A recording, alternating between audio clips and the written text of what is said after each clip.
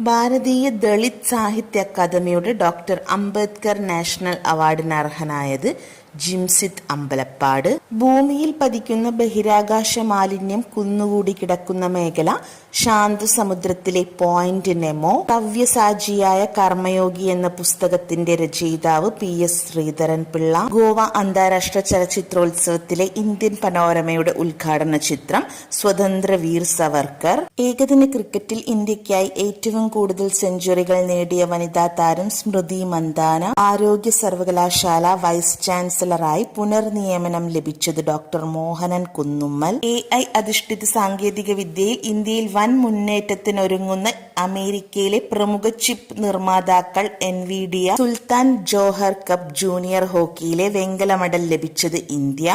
2024 ഒക്ടോബറിൽ കുകൂർ തീഹാർ എന്ന ഉത്സവം നടക്കുന്ന ഇന്ത്യയുടെ അയൽരാജ്യം നേപ്പാൾ.